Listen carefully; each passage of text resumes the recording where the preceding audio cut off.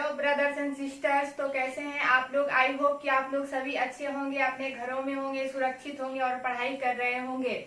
मैं आशा करती हूँ कि मेरी पिछली वीडियोस आप लोगों को काफी पसंद आई होगी। अगर जिन बच्चों ने मेरी पिछली वीडियोस को नहीं देखा हो तो उन्हें घबराने की कोई जरूरत नहीं है, क्योंकि मैंने आज के वीडियो के डिस्क्रिप्शन बॉक्स में उसका लिंक डाल रखा है। तो आप उस लिंक पे जाके उस वीडियो को देख सकते हैं और पढ़ाई कर सकते हैं।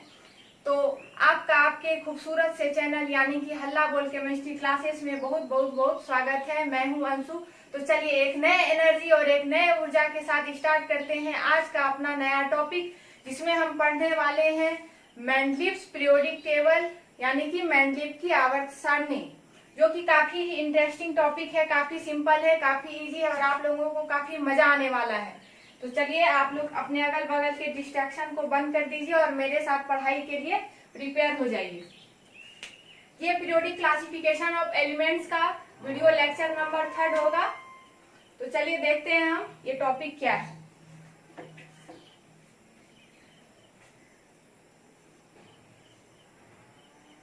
Dmitry Mendeleev.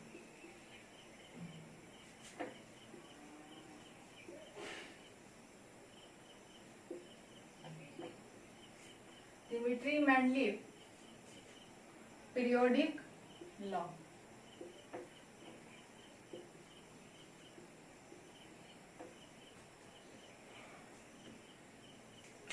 यानी कि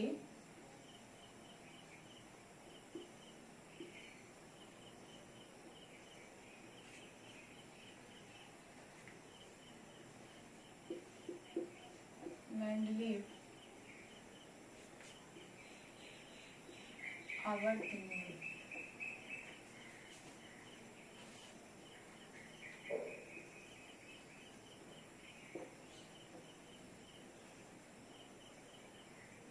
और इन्होंने ये लॉ दिया था 1869 के आसपास।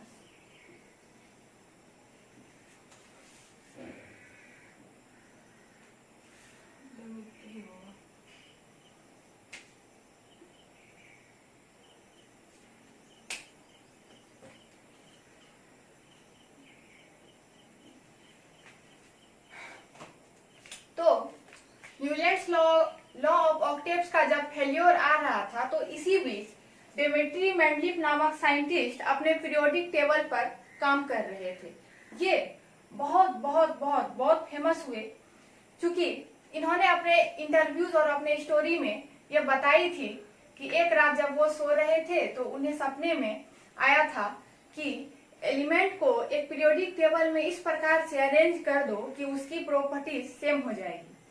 उन्होंने, अब ये बातें कहाँ तक सच है पता नहीं, लेकिन ऐसा कहा जाता है कि अगर कोई व्यक्ति किसी प्रोजेक्ट पे अगर बहुत ज्यादा काम कर रहा हो तो उसे दिन रात उसके बारे में सोच रहा हो तो उसे ऐसे सपने आते हैं। तो इसी प्रकार से मेंडलीव ने ये कहा था। तो मेंडलीव साहब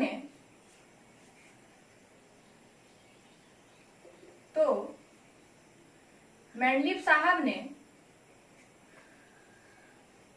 एक टेबल एलिमेंट्स को टेबल में इसी प्रकार से अरेंज किया कि उसकी प्रॉपर्टीज आपस में सिमिलर हो गई।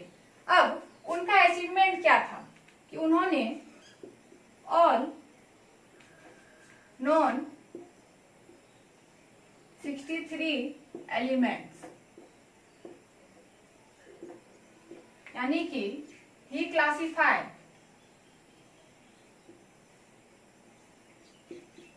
उन्होंने क्लासिफाई कर दिया ऑल नॉन 63 एलिमेंट्स, यानी कि मेंडलीव साहब ने टोटल उस समय कितने एलिमेंट्स की डिस्कवरी की जा चुकी थी?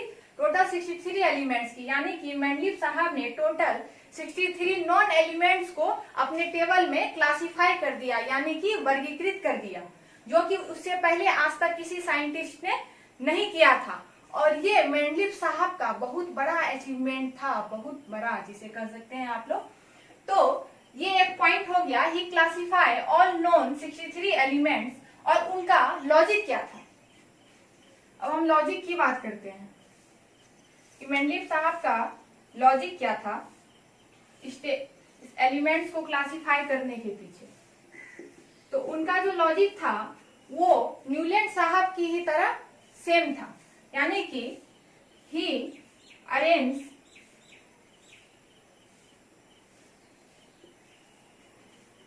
arranges elements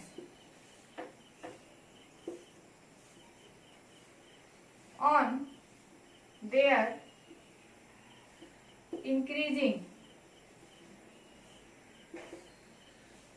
atomic weight.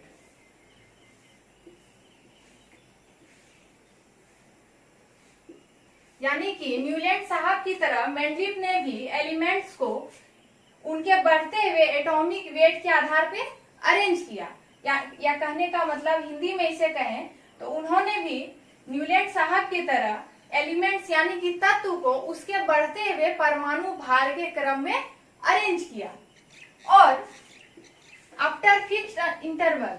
और उन्होंने क्या देखा, we observe after fixed interval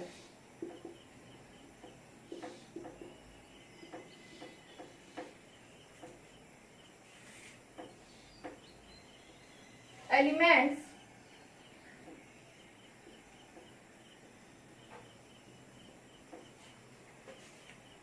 with similar properties।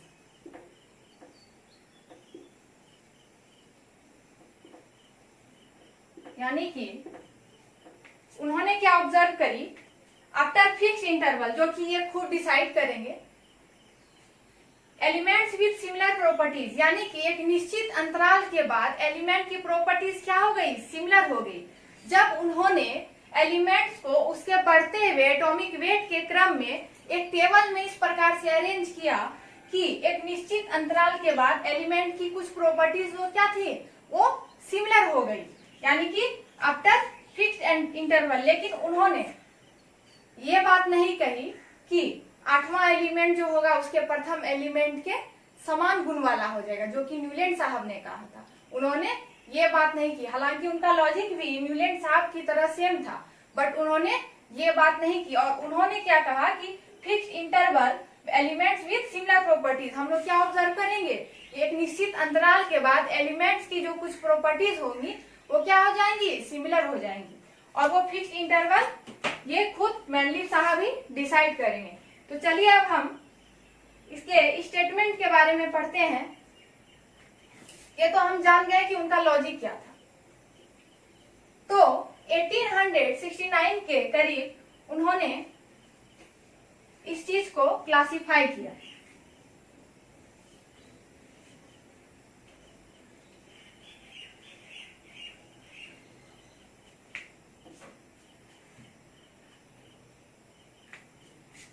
इसे हम मेंडलीफ पीरियोडिक लॉ के नाम से भी जानते हैं, यानी कि मेंडलीफ का पीरियोडिक नियम या आवर्त नियम भी कह सकते हैं। तो स्टेटमेंट्स लिखते हैं हम। स्टेटमेंट यानी कथन।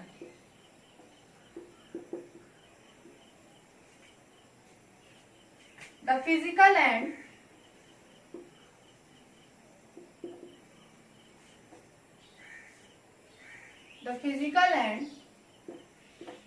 chemical properties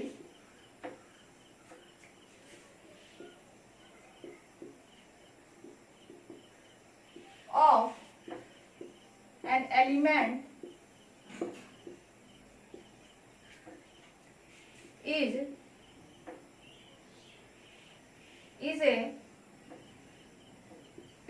a periodic function of its atomic weight या their atomic weight, their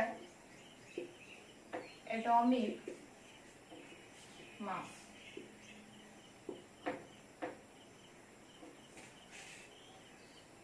its atomic mass। तो the physical and chemical properties of an element is a periodic function of its atomic mass, यानी कि element यानी कि तत्वों का भौतिक और रासायनिक गुण उसके परमाणु द्रव्यमान का आवर्त फलन होता है। तत्वों का, एक बार फिर से सुनिएगा, तत्वों का, एलिमेंट्स यानी कि तत्वों का भौतिक और रासायनिक गुण उसके बढ़ते हुए परमाणु भार के या परमाणु द्रव्यमान के आवर्त फलन होता है। या यूं कह लीजिए कि the physical and chemical properties of element is a periodic function, ये चीज याद रखिएगा, is a periodic function of its atomic mass. यानी कि अगर हम तत्वों को या एलिमेंट्स को उसके बढ़ते हुए एटॉमिक मास के क्रम में अरेंज करें तो उसके जो प्रॉपर्टीज होंगे वो क्या होंगे, पीरियोडिक फंक्शन होंगे। पीरियोडिक फंक्शन मतलब एक रेगुलर ट्रेंड शो करेगा या रेगुलर रिपीटेशन या रेगुलर डिक्रीज या इंक्रीज शो करेगा। पीरियोडिक फंक्शन यानी मैंने आपको पिछली क्लास में बताया था पीरियोडिसिटी के बारे में, एक बार फिर से इसको रिपीट कर देती हूँ। पीरियोडिसिटी यानी कि आवर्तिका,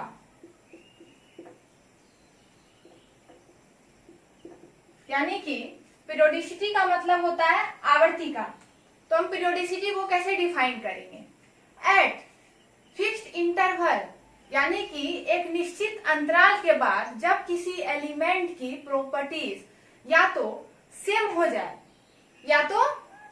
जाए या डिक्रीज करने लगे, यानी कि घटने लगे, या इंक्रीज करने लगे मतलब बढ़ने लगे, तो उसे हम क्या कहेंगे, पीरियोडिसिटी कहेंगे। तो यही बात मेंडलीव साहब ने अपने स्टेटमेंट में लिखी कि अगर हम एलिमेंट्स को उसके बढ़ते हुए एटॉमिक मास के क्रम में अरेंज करेंगे तो उसका फिजिकल और केमिकल प्रॉपर्टीज जो होगा उसके पीरियोडिक फंक्शन होगा, यानी कि एक निश्चित अंतराल के बाद या तो घटने लगेगा या बढ़ने लगेगा या सेम हो जाएगा। तो वो उनका स्टेटमेंट था, किनका, मेंडलीव साहब का, जो कि उन्होंने 1869 में दिया। तो आप लोग समझ गए होंगे कि पीरियोडिसिटी मतलब क्या होता है। मैं इसे लिख भी देती हूँ एक बार कि आफ्टर फिक्स्ड इंटरवल, यानी कि एक निश्चित अंतराल के बाद, fixed interval, the properties of element,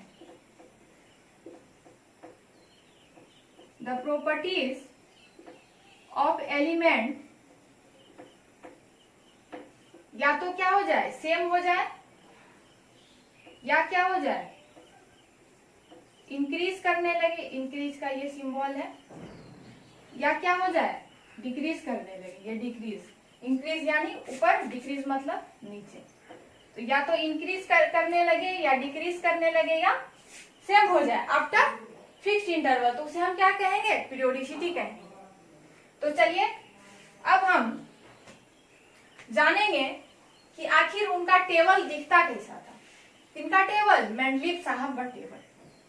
तो उन्होंने एलिमेंट्स को तो भाई क्लासिफाई कर दिया, उनके बारे में एक लॉजिक भी दे दिया। अब उन्होंने उसी लॉजिक के अकॉर्डिंग एलिमेंट्स को एक टेबल में अरेंज किया। तो अब हम देखेंगे कि आखिर उनका टेबल दिखता कैसा है।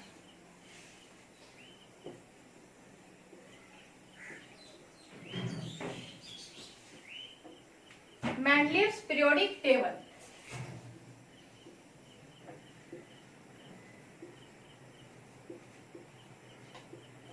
मेंडलीव्स पीरियोडिक टेबल,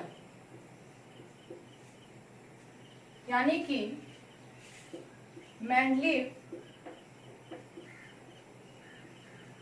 की या मेंडलीव आवर्त सारणी।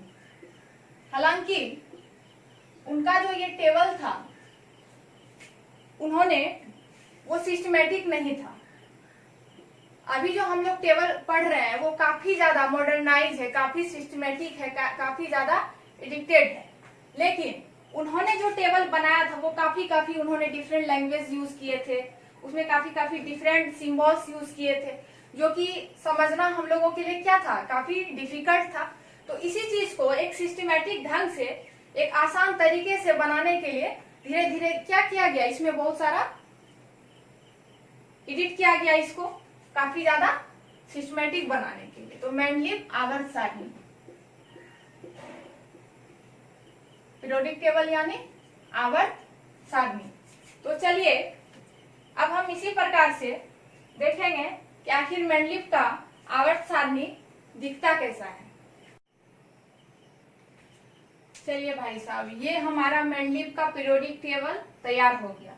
ऐसा कहा जाता है कि मेंडलीव साहब ने ताश के कुछ कार्ड्स लिए थे और उस पे एलिमेंट का नाम लिख करके उसको इस प्रकार से अरेंज किया था, एटॉमिक वेट के क्रम में इस प्रकार से अरेंज किया था कि सिमिलर प्रॉपर्टीज वाले एलिमेंट क्या हो गए थे, एक ग्रुप में अरेंज हो गए थे। तो चलिए खैर हम इस बात को छोड़ते हैं। अब हम देख रहे हैं कि ये क्या है, मेंडलीव साहब का पीरियोडिक टेबल है, यानी कि मेंडलीव आवर्त सारणी के नाम से भी हम इसे जानते हैं। अब हम इस टेबल का फीचर पढ़ते हैं कि आखिर मेंडलीव के पीरियोडिक टेबल के क्या फीचर थे।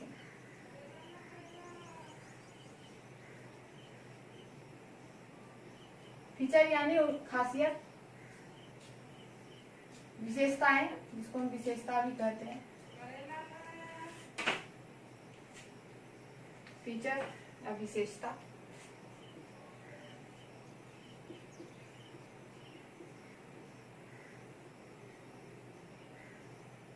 तो पहला, उन्होंने क्या किया था कि एलिमेंट्स को एक ग्रुप में अरेंज किया था। ग्रुप यानी कि उन्होंने कुछ वर्टिकल कॉलम को क्या कहा था, ग्रुप कहा था। इसमें से कि 8 वर्टिकल कॉलम, यानी कि ऊपर से हम नीचे जाएं टॉप टू बॉटम, तो ये क्या हो गया, मेरा वर्टिकल कॉलम हो गया। तो कितने कॉलम दिख रहे हैं, इसको आप छोड़ दीजिए।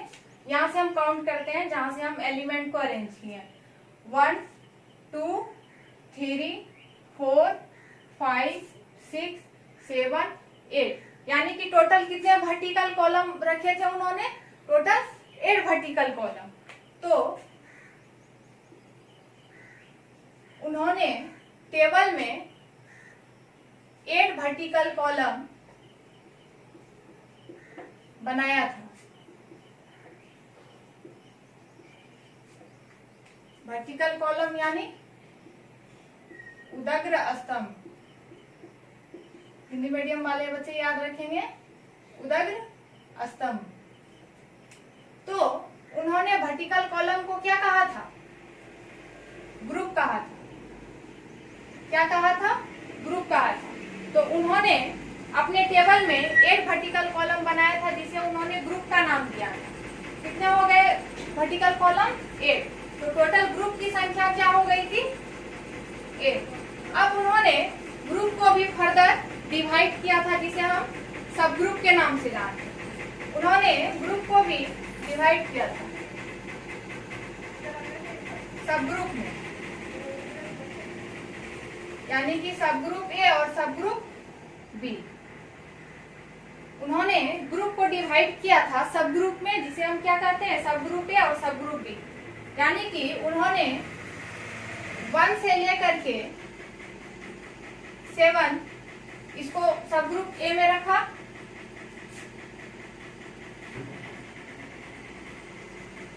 और 1 से लेके 7 इसको भी सब ग्रुप बी में रखा। यानी कि 7 तक क्या थे, 7 तक के वर्टिकल कॉलम को सब ग्रुप ए और सब ग्रुप बी में अरेंज किया, और ग्रुप 8 को किसी भी सब ग्रुप में नहीं डिवाइड किया गया। अब इसके पीछे का लॉजिक क्या था, 1 से 7 तक को तो उन्होंने सब ग्रुप में डिवाइड कर दिया था। अब आप देख लीजिए, ये हम जैसे ले लेते हैं 1, यानी पहले ग्रुप को उन्होंने 2 सब ग्रुप में बांट दिया, ए और बी। दूसरे को भी ए और बी, तीसरे को भी ए और बी, चौथे को भी ए और बी, 5वें को भी ए बी, छठे को, 7वें को, लेकिन 8वें में कोई सब ग्रुप नहीं दिख रहा है। अब इसके पीछे का लॉजिक क्या था कि उन्होंने 1 से 7 तक कितने एलिमेंट्स को अरेंज किए थे, सब ग्रुप ए, यानी कि टोटल 2-2 एलिमेंट को इस प्रकार से अरेंज किया था। लेकिन ग्रुप 8 में उन्होंने क्या किया था, 3-3 एलिमेंट को रखा था। तो जिसे सब ग्रुप में रखना क्या था, इम्पॉसिबल था। अगर हम इसको हम ए और बी सब ग्रुप में रखते तो कोई भी 2 एलिमेंट ही आता, तो तीसरा तो मेरा बचा रह जाता। तो इस वजह से उन्हें ग्रुप 8 को सब ग्रुप में नहीं बांटा था। तो चलिए, सब ग्रुप मतलब ग्रुप को किस में डिवाइड किया था? सब ग्रुप में। और सब ग्रुप के नाम क्या थे? ए और बी। और सब ग्रुप का मतलब क्या होता है? उप समूह। और ग्रुप यानी समूह। तो चलिए एक बार मैं फिर से बताती हूँ कि मैंडलीव ने अपने पीरियोडिक टेबल में एलिमेंट्स को किस प्रकार से अरेंज किया, ग्रुप वाइज अरेंज किया, जिसे हम वर्टिकल कॉलम को टोटल कितने वर्टिकल कॉलम थे? 8 वर्टिकल कॉलम थे। और जिसे कि हम क्या कहते हैं? ग्रुप कहते हैं। वर्टिकल कॉलम यानी उदय का स्तंभ, ग्रुप यानी 8, ग्रुप यानी समूह। तो टोटल कितने ग्रुप थे? 8 ग्रुप थे। अब उन्होंने फर्दर ग्रुप को भी सब ग्रुप में बांटा, यानी कि उप समूह में बांटा। तो टोटल कितने सब ग्रुप थे? दो, ए और बी। तो 1 से 7 तक को भी उन्होंने सब ग्रुप ए में रखा और 1 से 7 तक को उन्होंने सब ग्रुप बी में रखा और 8 वाले को ऐसे ही छोड़ दिया, उसे किसी सब ग्रुप में डिवाइड नहीं किया। अब मैं आपको बताती हूँ, या फिर इसको लिख सकते हैं नो सब ग्रुप। अब मैं आपको बताती हूँ कि सब ग्रुप और ग्रुप बनाने का उनके पीछे का मतलब लॉजिक क्या था। तो चलिए, उन्होंने सब ग्रुप और ग्रुप को क्यों बनाया? सब ग्रुप यानी कि उप समूह और ग्रुप यानी कि समूह। तो अब हम देखेंगे कि सब ग्रुप और ग्रुप को बनाने का लॉजिक क्या था। क्योंकि कुछ एलिमेंट्स ऐसे थे जिनकी प्रॉपर्टीज क्या थी? सिमिलर थी। कुछ एलिमेंट्स ऐसे थे, यानी कि कुछ तत्व ऐसे थे जिसकी प्रॉपर्टीज क्या थी? सिमिलर थी। तो उसे क्या किया गया? एक सब ग्रुप में रखा गया। यानी कि जिस एलिमेंट्स की प्रॉपर्टीज सिमिलर थी उसे क्या किया गया? एक सब ग्रुप में रखा गया। और जिस एलिमेंट्स की वैलेंसी सेम थी उसे क्या किया गया? एक ग्रुप में रखा गया। यानी कि जिस एलिमेंट की वैलेंसी यानी जिस तत्व की संयोजकता, वैलेंसी यानी संयोजकता, आगे हम पढ़ेंगे इसके बारे में। वैलेंसी क्या हो गई? सेम हो गई, तो उसे एक ग्रुप में रखा गया। जैसे मान लिया जाए, और ग्रुप को उन्होंने रोमन वर्ड में लिखा था ऐसे 1 2 3 ... इस तरह से लिखा था उन्होंने। तो चलिए, ये मेरा 1 2 3 ये सब क्या हो गया? ग्रुप हो गया। और ए बी ये क्या हो गया? सब ग्रुप हो गया। तो अब हम इस ग्रुप की बात करते हैं। तो इसमें हाइड्रोजन का वैलेंसी कितना होता है? 1 होता है। लिथियम का भी 1 होता है, सोडियम का भी 1 होता है, पोटेशियम का भी 1 होता है, कॉपर का भी 1 होता है, रुबिडियम, यानी कि इस ग्रुप के टोटल एलिमेंट्स की वैलेंसी क्या होती है? 1 होती है। तो इस प्रकार उन्होंने जिस एलिमेंट्स की वैलेंसी सेम थी उसे ग्रुप में रखा। तो देखिए, हम यहाँ पे क्या लिखे हैं? जिसकी वैलेंसी सेम थी उसे क्या किया गया? ग्रुप में रखा गया।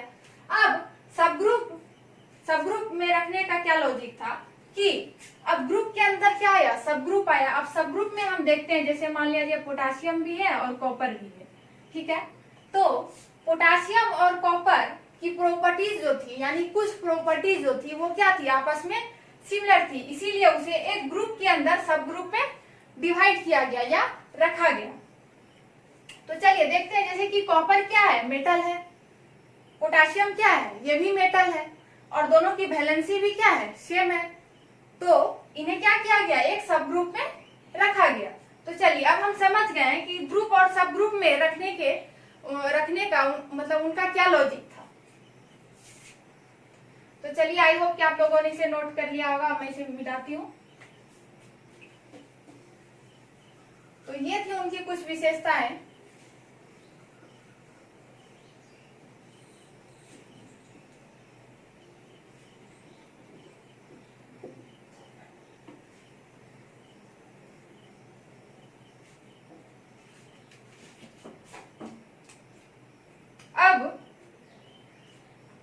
अब तीसरा फीचर क्या था? उन्होंने 7 हॉरिजेंटल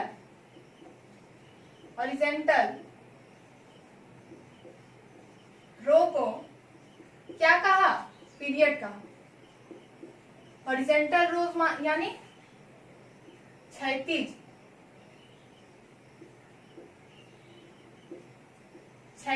कतारें, यानी कि 7 क्षैतिज कतारों को उन्होंने क्या कहा? पीरियड कहा। पीरियड यानी आवर्त, पीरियड यानी आवर्त। तो चलिए अब हम पीरियड किसे कहेंगे, पीरियोडिक टेबल में पीरियड किसे कहेंगे? अगर हम किसी पीरियोडिक टेबल में लेफ्ट टू राइट जब हम जाएंगे तो वो कतार क्या हो गया? वो हॉरिजॉन्टल लाइन क्या हो गया? पीरियड हो गया। जैसे इधर से देखिए, लेफ्ट टू राइट ये पहला पीरियड हुआ, ये दूसरा पीरियड हुआ, ये तीसरा पीरियड हुआ, ये चौथा हुआ, ये पांचवा, ये छठा, ये सातवां। तो उन्होंने अपने टेबल में टोटल 7 हॉरिजॉन्टल लाइंस खींची थी, जिसे हम क्या कहते हैं? पीरियड कहते हैं। पीरियड यानी आवर्त। तो उन्होंने पीरियड क्यों बनाया? उन्होंने पीरियड क्यों बनाया? क्योंकि उन्होंने देखा कि जब हम लेफ्ट टू राइट जाते हैं, यानी कि उन्होंने जब एलिमेंट्स को उसके बढ़ते हुए एटॉमिक मास के क्रम में एक टेबल में अरेंज किया, तो उन्होंने पाया कि जब हम लेफ्ट टू राइट जाते हैं तो एलिमेंट्स की जो मेटेलिक कैरेक्टरिस्टिक्स थी, यानी कि जो उसका धात्विक गुण था, वो क्या हो रहा था? घट रहा था। जैसे जैसे हम राइट की तरफ बढ़ रहे थे, लेफ्ट टू राइट जा रहे थे, तो मेटल के गुण घट रहे थे और नॉन मेटल के क्या हो रहे थे? बढ़ रहे थे। जैसे लिथियम मेटल है, बेरिलियम मेटल है, बोरोन मेटल है, और जैसे जैसे हम आगे जा रहे हैं, ये नाइट्रोजन, ऑक्सीजन, फ्लोरीन, ये क्या हो रहा है? नॉन मेटल में कन्वर्ट हो रहा है। तो उनका ये पीरियड बनाने का ये क्या था? मेन मोटो था। तो चलिए, तो हम इसे लिख लेते हैं, to on moving from left to right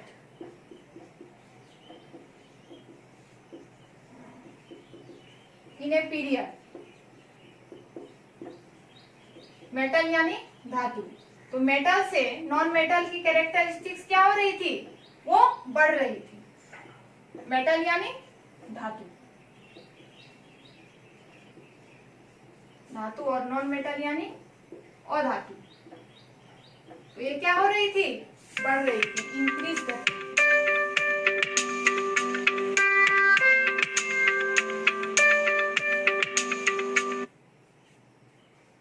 तो ये इंक्रीज कर रही थी। तो चलिए, ये थे मेनली पीरियोडिक टेबल के कुछ फीचर। अब हम इसके मेरिट्स की बात करते हैं। मेरिट्स यानी गुण।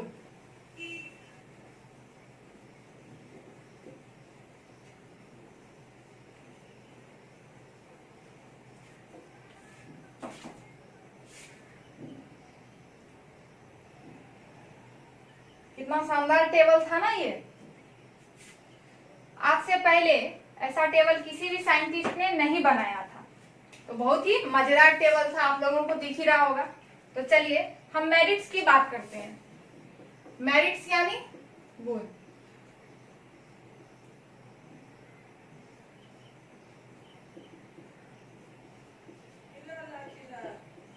मेरिट्स यानी गुण।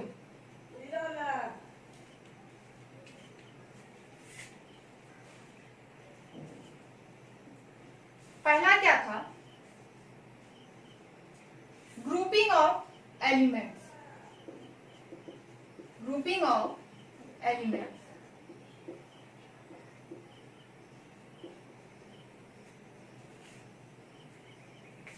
यानी कि फर्स्ट टाइम, पहली बार ऐसा हुआ था कि जितने भी एलिमेंट्स की डिस्कवरी हुई थी, यानी कि ऑल नॉन एलिमेंट्स, जितने भी एलिमेंट्स की डिस्कवरी हुई थी उस समय में, और पहली बार ऐसा हुआ था कि उन सारे के सारे एलिमेंट्स को एक ग्रुप में अरेंज किया गया। तो ये क्या थे? उनके पहले मेरिट्स थे। पहला उनका गुण था उस टेबल को, यानी कि ऑल 63 नॉन एलिमेंट्स को उन्होंने इस पीरियोडिक टेबल में अरेंज कर दिया और एक ग्रुप में अरेंज किया। जो सिमिलर प्रॉपर्टीज वाले एलिमेंट थे उसको एक ग्रुप में रखा, और जो अलग अलग इसी प्रकार से उन्होंने अरेंज कर करके एक टेबल बना दिया। तो ग्रुपिंग ऑफ एलिमेंट्स, यानी कि ऑल नॉन एलिमेंट्स को एक ग्रुप में अरेंज कर दिया। अब दूसरा क्या था, गैप्स फॉर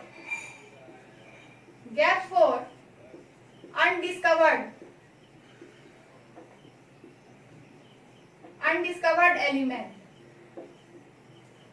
यानी कि उन्होंने गैप्स फॉर अनडिस्कवर्ड एलिमेंट, यानी कि न्यूलैंड साहब इतने ज्यादा होशियार थे, इतने ज्यादा इंटेलिजेंट थे कि उन्होंने गैप्स छोड़ दिए थे अपने टेबल में।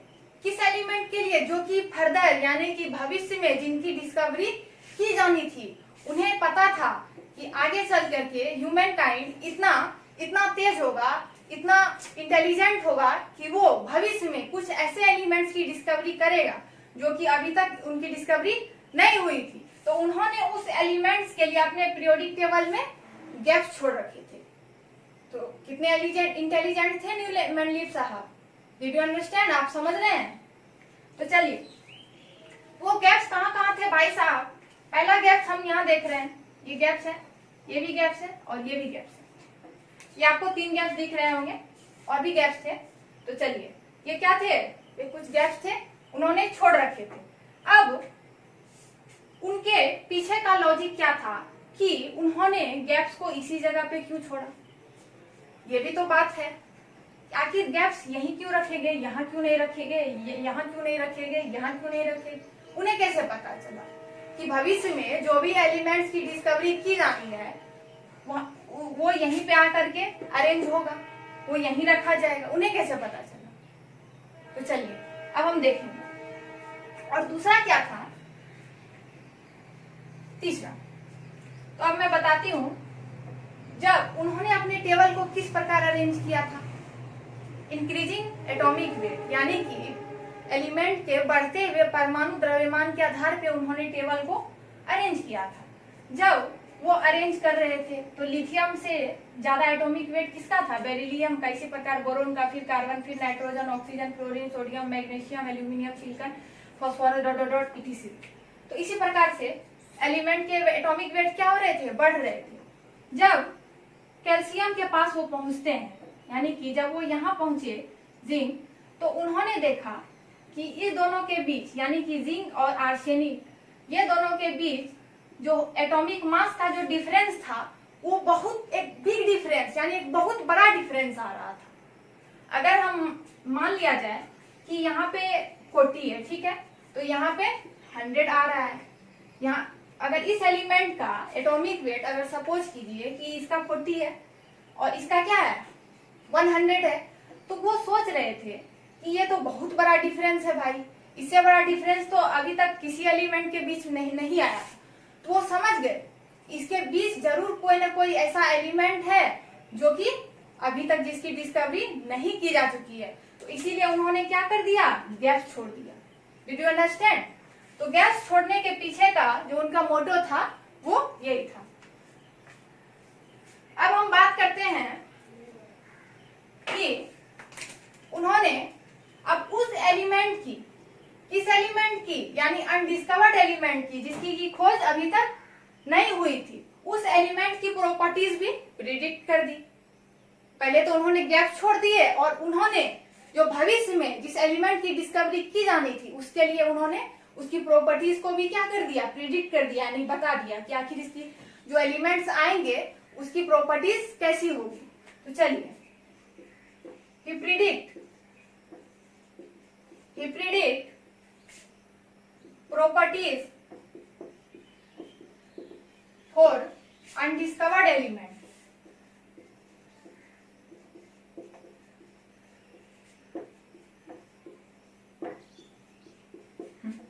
यानी कि जिस एलिमेंट की खोज नहीं हुई थी उसकी प्रॉपर्टीज भी उन्होंने क्या कर दी? प्रिडिक्ट कर दी। जैसे मान लिया जाए एल्यूमिनियम, एल्यूमिनियम के बाद का जो गैप है वहां पे कौन सा एलिमेंट आने वाला था, उन्होंने उसका नामकरण भी कर दिया। उन्होंने उसको लिखा इका एल्यूमिनियम। उन्होंने क्या लिखा उसको? इका एल्यूमिनियम। हालांकि मेंडलीव साहब के एक फ्रेंड थे जो कि संस्कृत के स्कॉलर थे। तो उन्होंने इका जो है संस्कृत वर्ड है। इका मतलब एक आगे, इका मतलब एक आगे। ये क्या है? संस्कृत का संस्कृत वर्ड, एक संस्कृत का शब्द है, इसका मतलब होता है एक आगे। तो एल्यूमिनियम के आगे इका, यानी कि इका एल्यूमिनियम मतलब एल्यूमिनियम के एक आगे। आप यहाँ देख रहे हैं एल्यूमिनियम है और यहाँ पे क्या है? एक एलिमेंट है। एक एलिमेंट के लिए उन्होंने गैप छोड़ रखा है, इसका उन्होंने नामकरण कर दिया इका एल्यूमिनियम, यानी कि एल्यूमिनियम के आगे। तो उन्होंने कहा जो अभी जिस एलिमेंट की डिस्कवरी हो चुकी है, जिसे हम क्या जानते हैं? गैलियम के नाम से, जिसे हम क्या जानते हैं? गैलियम के नाम से। तो उन्होंने कहा कि भाई साहब, गैलियम इसका सिंबल होता है और हम इसे लिख सकते हैं इस तरह से GLiUm। तो उन्होंने कहा कि भाई साहब, एल्यूमिनियम के बाद जो एलिमेंट्स की फर्दर डिस्कवरी की जानी है, उसकी जो प्रॉपर्टीज होंगी वो लगभग एल्यूमिनियम के ही सिमिलर होगी। वो क्या होंगी? एल्यूमिनियम के सिमिलर होगी, यानी कि उसके एटॉमिक मास, उसका refractive index dot dot dot, इसी तरह, यानी कि कुछ प्रॉपर्टीज जो होंगी वो भी मेटलिक गुण होगा। एल्यूमिनियम क्या है? मेटल है, वो भी मेटल होगा। तो उन्होंने कुछ प्रॉपर्टीज के बारे में बता दिया कि जो कि क्या होंगी? एल्यूमिनियम के ही सिमिलर होंगी, यानी कि गैलियम की जो प्रॉपर्टीज होंगी वो क्या होंगी? एल्यूमिनियम के सिमिलर होगी, सिमिलर टू एल्यूमिनियम। ऐसा हुआ भी। देखिए कितने इंटेलिजेंट थे मेंडलीव साहब। तो चलिए अब हम दूसरा एग्जांपल देखते हैं इसका।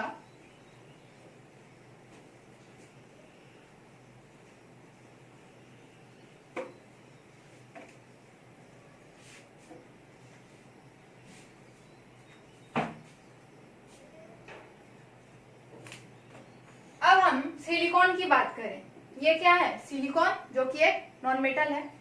तो चलिए अब सिलिकॉन के आगे भी उन्होंने गैप्स छोड़ रखा, जिसके बारे में उन्होंने कहा कि इस एलिमेंट का नाम उन्होंने क्या रखा? इका सिलिकॉन। इका सिलिकॉन, इका सिलिकॉन मतलब सिलिकॉन के एक आगे। इका क्या है? एक संस्कृत वर्ड है, एक आगे। तो सिलिकॉन के एक आगे जो एलिमेंट है वो क्या है? इका सिलिकॉन, जिसकी अभी डिस्कवरी की जा चुकी है और उसका नाम क्या है? जर्मेनियम। उसका नाम क्या है? जर्मेनियम।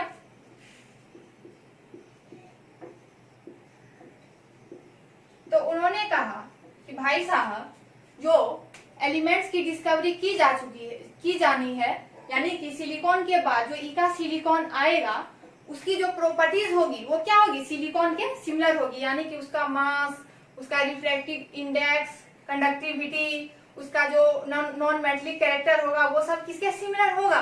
सिलिकॉन के ही सिमिलर होगा। तो चलिए ये थे उनका तीसरा मेरिट्स। अब हम बात करते हैं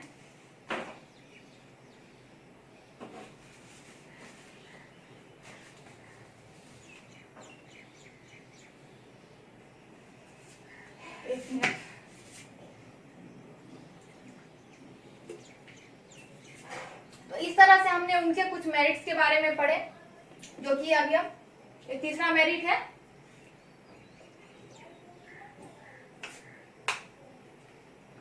तो चलिए अब जो चौथा है वो क्या है? उन्होंने करेक्शन ऑफ एटॉमिक मास,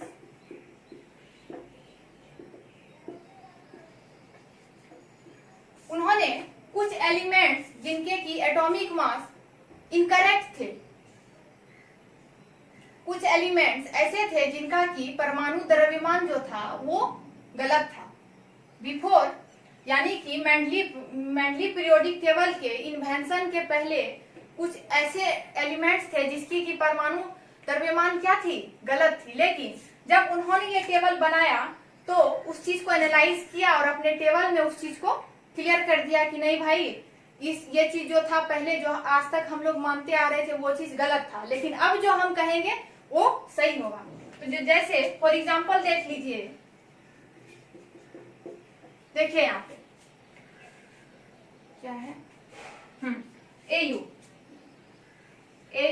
और पीडी, एयू और पीडी, यानी कि पहले ऐसा माना जाता था, पहले मतलब कब, जब मेंडली पीरियोडिक टेबल नहीं बना था, तो पहले ऐसा माना जाता था कि प्लेटिनम का एटॉमिक मास गोल्ड के एटॉमिक मास के क्या होगा, अधिक होगा। एयू हम गोल्ड को हम किसे डिनोट करते हैं, एयू से, और प्लेटिनम को हम किसे डिनोट करते हैं, पीडी से।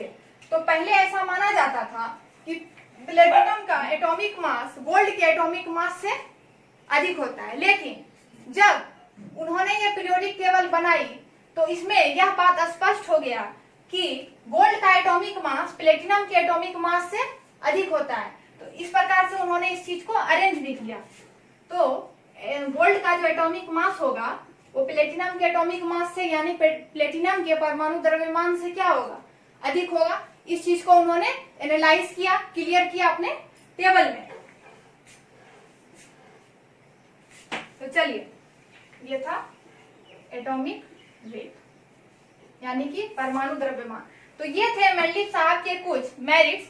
तो अब आप लोग सोच रहे होंगे कि भाई इतना अच्छा कोई बताने वाला तो अभी तक कोई साइंटिस्ट नहीं आया जिन्होंने की ऑल 63 एलिमेंट्स को अपने टेबल में क्लासिफाई कर दिया, और उनकी आप लोगों ने विशेषताएं भी पढ़ ली, उनके क्या क्या फीचर थे, सारे के सारे एलिमेंट्स को एक ग्रुप में अरेंज कर दिया, उनके मेरिट्स को भी देख लिए, काफी इंटेलिजेंट थे। तो आप लोग सोच रहे हैं कि उन्हें नोबेल प्राइज तो जरूर मिला होगा, बट उन्हें नोबेल प्राइज नहीं दिया गया।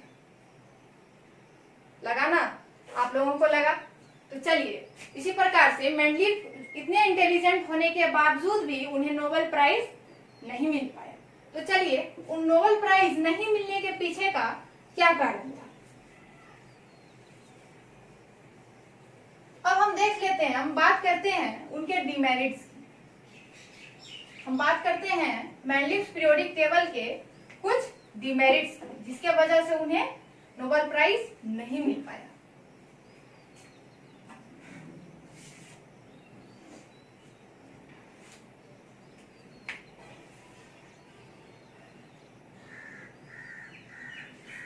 पहला क्या था, ग्रुपिंग ऑफ, एक मिनट, डिमेरिट्स।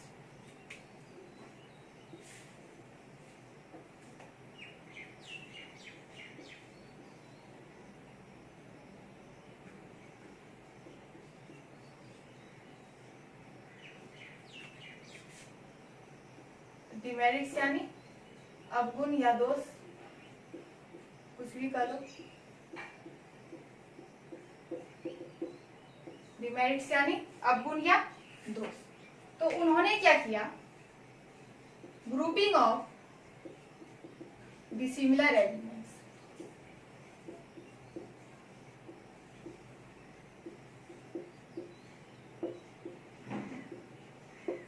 डिसिमिलर एलिमेंट्स मतलब असमान तत्व, यानी जिसकी प्रॉपर्टीज क्या हो, आपस में सेम नहीं हो, उसे हम क्या कहेंगे, डिसिमिलर एलिमेंट्स। तो उन्होंने सबसे बड़ी गलती क्या कर दी कि कुछ डिसिमिलर एलिमेंट्स को एक ही ग्रुप में एक साथ रख दिया। तो ये क्या था, उनका निगेटिव पॉइंट था।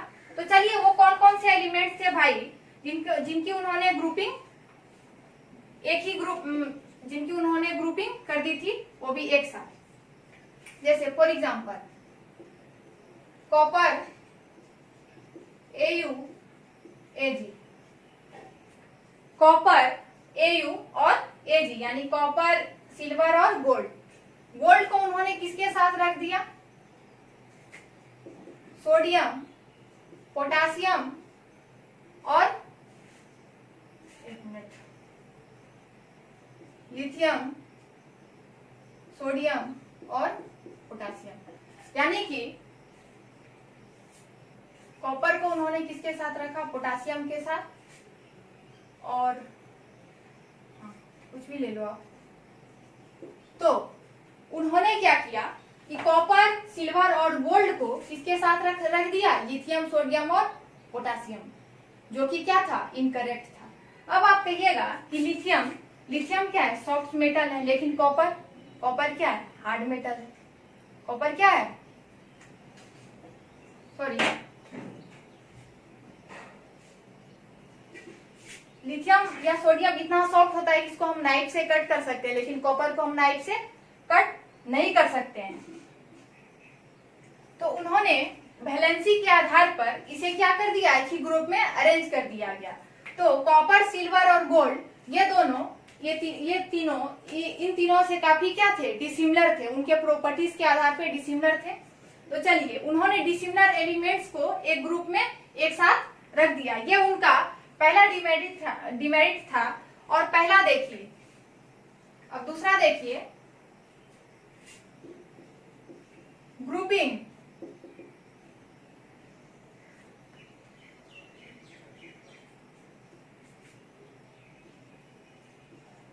Similar elements separated. और उन्होंने क्या किया, दूसरा जो डिमेरिट था उनका, डिमेरिट जो था उनका, वो क्या किया उन्होंने कि जो सिमिलर प्रॉपर्टीज वाले जो एलिमेंट्स थे उनको सेपरेट कर दिया। समझ रहे हैं आप लोग? तो हम लोगों ने अभी अभी देखा कि जो डिसिमिलर प्रॉपर्टीज वाले जो एलिमेंट थे उसको उन्होंने एक ग्रुप में एक साथ रख दिया। और दूसरा क्या किया उन्होंने, जो सिमिलर प्रॉपर्टीज वाले जो एलिमेंट्स थे उसको अलग अलग रख दिया, यानी सेपरेट कर दिया। जैसे for example Au and Pt, यानी कि गोल्ड और प्लेटिनम जो है एक दूसरे से काफी मिलते जुलते, यानी कि इन दोनों की जो प्रॉपर्टीज है वो एक दूसरे से काफी मिलती जुलती है। बट ये दोनों क्या कर दिया, इन दोनों एलिमेंट्स को उन्होंने सेपरेट कर दिया। ये देखिए, प्लेटिनम को यहाँ रख दिया उन्होंने ग्रुप 8 में, और Au को उन्होंने क्या रख दिया, यानी गोल्ड को उन्होंने ग्रुप 1 में रख दिया। तो उन्होंने क्या कर दिया, इस चीज को सेपरेट कर दिया। तो ये उनका दूसरा गलती था। अब तीसरा गलती हम देखते हैं उन्होंने क्या किया।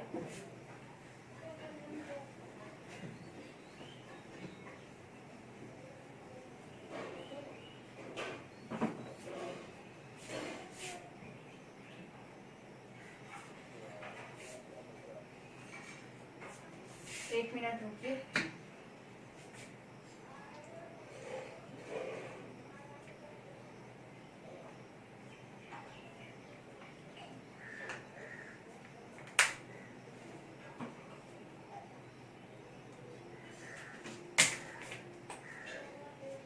और तीसरी जो उनकी गलती थी वो क्या थी कि आइसोटॉप्स, आइसोटॉप्स यानी जिसका कि एटॉमिक नंबर, यानी कि परमाणु संख्या जिसका क्या होता है, सेम होता है, बट डिफरेंट एटॉमिक मास, उसका परमाणु भार क्या होता है, यानी परमाणु द्रव्यमान उसका डिफरेंट होता है, यानी कि अलग होता है। इसके बारे में हम अलग से एक टॉपिक बना के इसके बारे में पढ़ेंगे। फिलहाल मैं आपको इतना ही बताती हूँ। आइसोटॉप्स को हिंदी में क्या कहते हैं, समस्थानिक, यानी कि जिसका एटॉमिक मास, सॉरी जिसका एटॉमिक नंबर सेम हो या परमाणु संख्या सेम हो, but different in atomic mass. लिख भी देती हूँ, same atomic number but different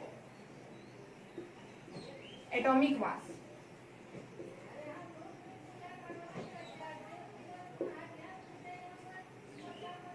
तो उन्होंने क्या किया, आइसोटॉप्स को should have different positions।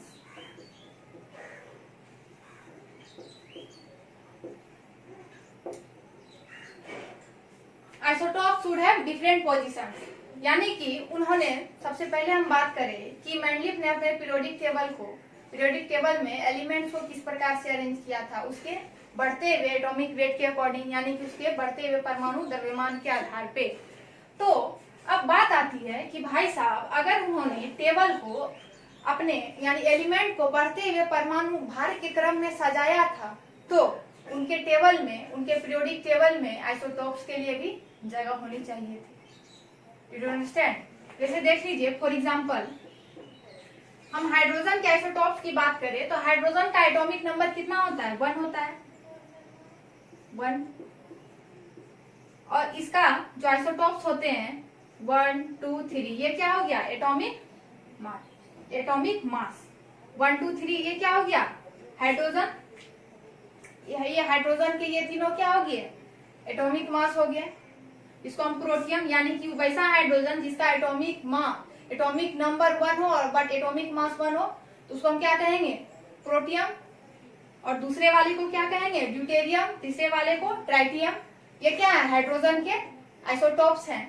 तो और दूसरा, अगर हम दूसरे ऑक्सीजन की बात करते हैं तो ऑक्सीजन का एटॉमिक नंबर कितना होता है? 8 होता है। हाँ। और इसका आइसोटॉप कितना, सॉरी, इसका जो एटॉमिक मास होता है वो 16 होता है। अगर हम इसका एक आइसोटॉप लें तो ये क्या हो जाएगा? 18 हो जाएगा।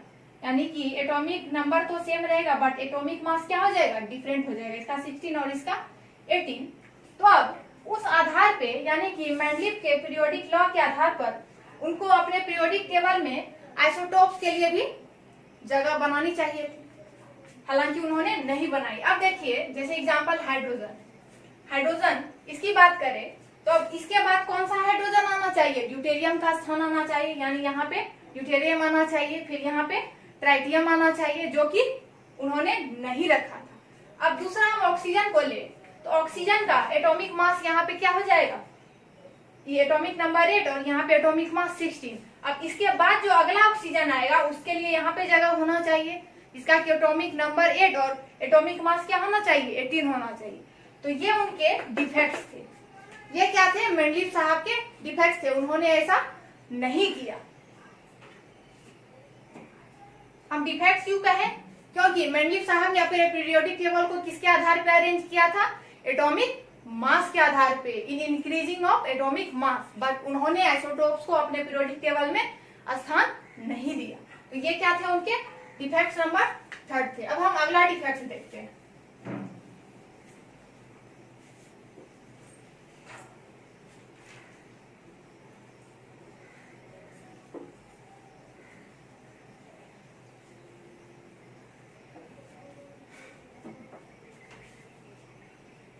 ये कितना था? Fourth, position of hydrogen. अब अगला जो डिफेक्ट था, पोजीशन ऑफ हाइड्रोजन, यानी कि हाइड्रोजन एलिमेंट का स्थान। तो उन्होंने हाइड्रोजन को जो अपने पीरियोडिक टेबल में रखा था उसका पोजीशन क्या था? गलत पोजीशन था। कैसे गलत था भाई साहब? हालांकि ये चीज आज तक सॉल्व नहीं हो पाया है, यानी मॉडर्न पीरियोडिक टेबल में भी ये क्या है? उसका डिफेक्ट है, डिफेक्ट रह गया है। ये चीज अभी तक सॉल्व नहीं हुआ है। लेकिन हम मेंडलीव पीरियोडिक टेबल की बात करें तो हाइड्रोजन के पोजीशन को उन्होंने एक सही जगह पर नहीं रखा। तो ये क्या था? क्योंकि हाइड्रोजन जो एलिमेंट है उसकी कुछ प्रॉपर्टीज जो है वो इससे भी मिलती है, यानी फर्स्ट ग्रुप के एलिमेंट से भी मिलती जुलती है, और कुछ प्रॉपर्टीज जो है वो 7 ग्रुप के एलिमेंट से भी मिलती जुलती है। यानी कि हाइड्रोजन की वैलेंसी जो है 1 है, जो कि फर्स्ट एलिमेंट की भी है, और हाइड्रोजन और इस एलिमेंट यानी कि 7 ग्रुप के जो एलिमेंट्स हैं उसकी भी वैलेंसी कितनी है? 1 है। तो हाइड्रोजन दोनों की वैलेंसी को शो कर रहा है, यानी कि इसमें क्या है? नॉन मेटल के भी कैरेक्टर है। ये क्या है? नॉन मेटलिक कैरेक्टर, लेकिन इसको रख किसमें दिया? मेटल्स के ही ग्रुप में इसको अरेंज कर दिया। तो ये क्या था? इनकरेक्ट था। Did you understand? हाइड्रोजन जो है वो नॉन मेटल की तरह बिहेव करता है, यानी कि 7 ग्रुप के एलिमेंट्स की तरह बिहेव करता है, लेकिन वैलेंसी के आधार पर मेंडलीव साहब ने इसको फर्स्ट ग्रुप में रख दिया, जो कि फर्स्ट ग्रुप में उनके जो एलिमेंट थे वो किस नेचर के थे? मेटलिक नेचर के थे, यानी कि धात्विक गुण के धात्विक, वो कैसे गुण शो करते थे? धात्विक गुण शो करते थे। तो चलिए, पोजीशन ऑफ हाइड्रोजन, ये क्या था? उनका डिफेक्ट था। अब हम अगले डिफेक्ट की बात करते हैं, anomalous pair. Anomalous pair,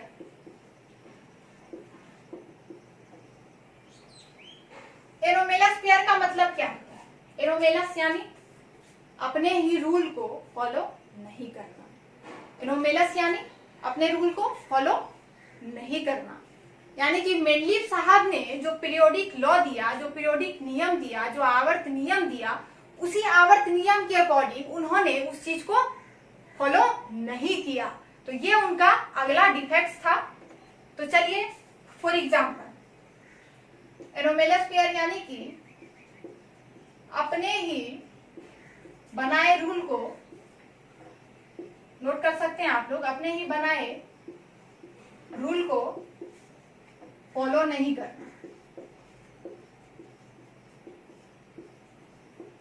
follow नहीं करना। चलिए फॉर एग्जांपल देखिए, कोबाल्ट और निकेल, कोबाल्ट और निकेल। अब हम यहां पे देखते हैं, आप यहां आइए, ग्रुप 8 में आइए। अब हम यहां देखते हैं कि उन्होंने कोबाल्ट को निकेल से पहले रखा और निकेल को बाद में रखा। हालांकि उनका पीरियोडिक टेबल, जैसा कि मैं बार बार कह रही हूँ, पीरियोडिक टेबल एटॉमिक वेट के अकॉर्डिंग अरेंज था, increasing order of atomic weight. लेकिन इसका मतलब क्या है कि निकेल का एटॉमिक वेट कोबाल्ट से अधिक है, इसका मतलब तो यही हुआ ना। लेकिन ये चीज गलत है। एटॉमिक वेट, इसको शॉर्ट फॉर्म में हम इस तरह से लिखेंगे, एटॉमिक वेट यानी कोबाल्ट का रियल में यानी एक्चुअल में कोबाल्ट का जो एटॉमिक वेट होता है वो निकेल के एटॉमिक वेट से अधिक होता है। एक्चुअल में ये चीज क्या है, रियल है, यानी एक्चुअल, ये चीज एक्चुअल है। एक्चुअल में कोबाल्ट का जो एटॉमिक वेट होता है वो निकेल के एटॉमिक वेट से अधिक होता है, यानी निकेल के परमाणु द्रव्यमान से कोबाल्ट का परमाणु द्रव्यमान अधिक होता है। बट उन्होंने इस चीज को फॉलो नहीं करके कोबाल्ट को ही निकेल से पहले रख दिया, यानी कि ज्यादा एटॉमिक वेट वाले को उन्होंने क्या कर दिया, पहले रखा, और कम एटॉमिक वेट वाले को उन्होंने बाद में रखा। तो ये चीज क्या था, उनका निगेटिव पॉइंट था। अब अगला एग्जांपल देखिए, अगला देखिए, उन्होंने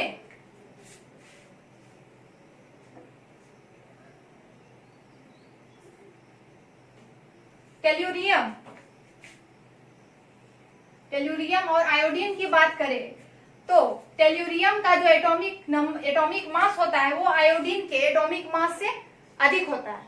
यानी कि द एटॉमिक मास ऑफ या atomic weight of tellurium is more than iodine. Iodine से टेल्यूरियम का एटॉमिक मास अधिक होता है। बट उन्होंने क्या किया कि टेल्यूरियम को पहले रख दिया, यानी ज्यादा एटॉमिक वेट वाले एलिमेंट को पहले रख दिया और कम एटॉमिक मास वाले एलिमेंट को बाद में रखा। तो ये क्या था, उनका निगेटिव पॉइंट था। तो चलिए, ये हमारे यहाँ पे मेंडलीव पीरियोडिक टेबल के डिफेक्ट्स, यानी मेंडलीव साहब के आवर्त सारणी के डिफेक्ट्स खत्म होते हैं, यानी उनका अवगुण या दोष खत्म होता है। तो अब आप लोग सोच रहे होंगे कि भाई साहब, मेंडलीव साहब ने इतनी सारी बातें बताई तो उन्हें नोबेल प्राइज फिर भी नहीं मिला। इसके पीछे का लॉजिक आप जान गए, लेकिन उन्होंने काफी इस पे मेहनत किया था, काफी ज्यादा वर्क किया था, तो उन्हें कुछ तो इनाम मिलना चाहिए था भाई। आज से पहले उनके तरह किसी ने इस तरह से टेबल में सारे के सारे एलिमेंट्स को अरेंज नहीं किया था। तो नोबेल प्राइज ना मिलने के बावजूद भी उन्होंने इससे बहुत बड़ी उनको उपलब्धि प्राप्त हुई, इससे भी कहीं ज्यादा। यानी कि आगे चल करके मेंडलीव साहब के काम को सराहा गया और उनके इस काम को मतलब एक बहुत बड़ा, या यूं कह लीजिए कि एक दृष्टिकोण से देखा गया कि नहीं भाई, उन्होंने जो बात कही उससे पहले आज तक किसी ने नहीं कही थी, तो उससे इंटेलिजेंट कोई नहीं थे और उन्होंने उनके वर्क को समझा गया, तो उन्हें उससे भी एक बड़ी चीज मिली। अभी आप लोग देख रहे होंगे, अभी टोटल कितने एलिमेंट्स की डिस्कवरी हुई है, 118 एलिमेंट्स की। तो अभी आप लोग उस एलिमेंट्स के बारे में जानते होंगे जिसकी एटॉमिक नंबर क्या है, 101, जिसका कि IUPAC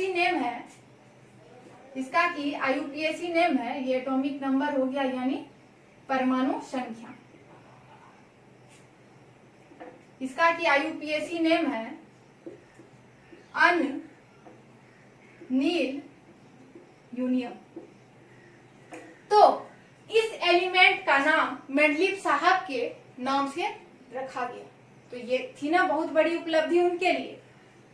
जब वो जीवित थे तो उन्हें कोई इनाम नहीं मिला, कोई उनके काम को सराहा नहीं गया, लेकिन उनके मरणोपरांत भविष्य में आगे चल करके उनके काम को सराहा गया और एक एलिमेंट का नाम उनके ही नाम पे यानी मेंडलीव साहब के नाम पर ही रख दिया गया। यानी कि 101 जिस एलिमेंट का एटॉमिक मास होता है उसका हम आईयूपीएसी नेम क्या कहते हैं, अनरिलीव्ड यूनियम, या फिर उसको हम कहेंगे मेंडेलिवियम।